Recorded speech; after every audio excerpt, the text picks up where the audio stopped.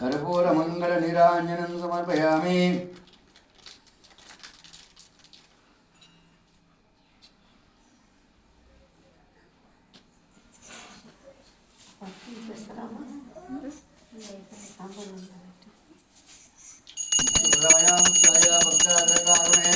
वेंकटेशाय सौम्याय देवेशाय मंगलम तत्प्रसाद विद्महे वामदेवाय धीमहि तन्नो सत्यनारायण स्वामिने नमः। कर्पूर मंगल निरांजनं समर्पयामि।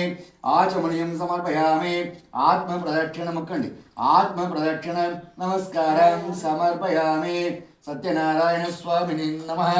तत्पुरुषाय विद्महे वामदेवाय धीमहि तन्नो सत्यनारायण स्वामिने नमः। ఇది రెండో అధ్యాయమే ప్రారంభ। ఓం నీ శ్రేష్ఠులారా మరి ఒక కథ చెప్పుచున్నాను, శ్రద్ధగా వినండి। పూర్వము కాశీ నగరమున ఒక బ్రాహ్మణుడు నివసించుచుండెను। అతడు చాలా దరిద్రుడు, విచారణచే కాలము గడుపుచుండెను। ఆ బ్రాహ్మణుడు ఆ విధముగా దుర్భరమైన కష్టాలు అనుభవించుట చూచి సత్యనారాయణ స్వామి ఒక ముసలి బ్రాహ్మణ రూపము ధరించి ఆ పేద బ్రాహ్మణుడికి ఎదురుగా పోయి, ఓ ఏ బ్రాహ్మణుడా, నీవు ఏ విధంగా ఉన్నావు నాయన, ఇట్లు దరిద్రం అనుభవించుచున్నావు, తిరుగుచున్నావని అడిగిన వాడాయను, ఓ ప్రభు, నేను మికిలి చాలా దరిద్రుడను, భిక్షాటనచే కాలము గడుపుచుంటిని, నా దరిద్రము పోనీకి ఏమైనా ఉపాయం ఉంటే మా యందు దయగలిగి చెప్పగలవని కోరిన వాడాయను। ఆ బ్రాహ్మణుడు ముసలి బ్రాహ్మణుడు అట్లు అడుగుతుంటే సత్యనారాయణ స్వామి స్వరూపుడైన ఆ ముసలి బ్రాహ్మణుడు ఇట్లో చెబుతున్నాడు కదా, ఓ ఏ బ్రాహ్మణుడా, నీవు సత్యనారాయణ స్వామి వ్రతాన్ని చేసినట్లయితే జీవితాంత కాలం కూడా సుఖంగా ఉండి అంత్యకాలానికి స్వర్గానికి చేరుకుంటావని చెప్పి వ్రతము చేసే విధానం కూడా చెప్పి ఆ ముసలి బ్రాహ్మణుడు అక్కడనే మయమైపోయేను। తర్వాత బీద బ్రాహ్మణుడు తాను చెప్పిన విధముగానే సత్యనారాయణ స్వామి వ్రతము మహాశ్రేష్టమైనది, కానీ నా దగ్గర శక్తి లేదు, ఏ విధముగా చేయవలనని తన మనసు లోపల సంకల్పించుకున్నదాయను।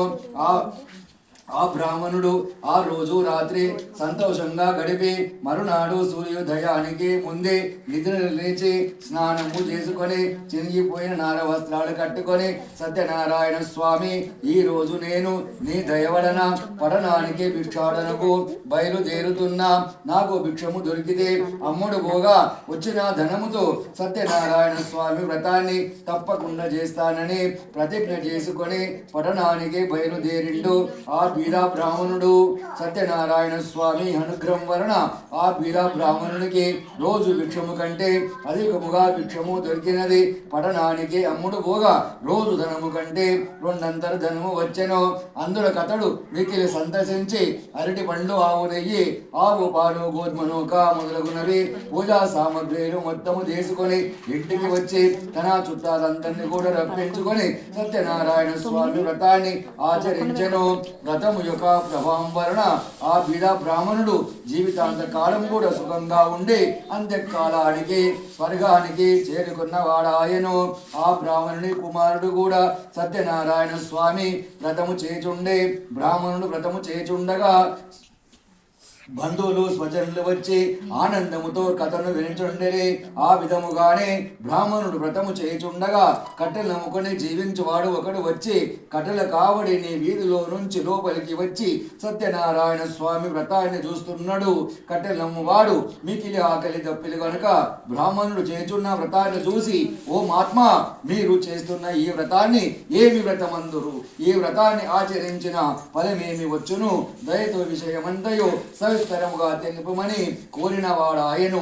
కట్టెలు నమ్మువాడు అట్లు అడుగుతుంటే బ్రాహ్మణుడు ఇట్లు చెప్పుతున్నాడు కదా, ఓ ఏ కట్టెలు నమ్మువాడా, మేము దరిద్రము పోనీకి సత్యనారాయణ స్వామి వ్రతము చేస్తున్నామని చెప్పి వ్రతము చేసే విధానం కూడా తెలిపిన వాడు ఆయను।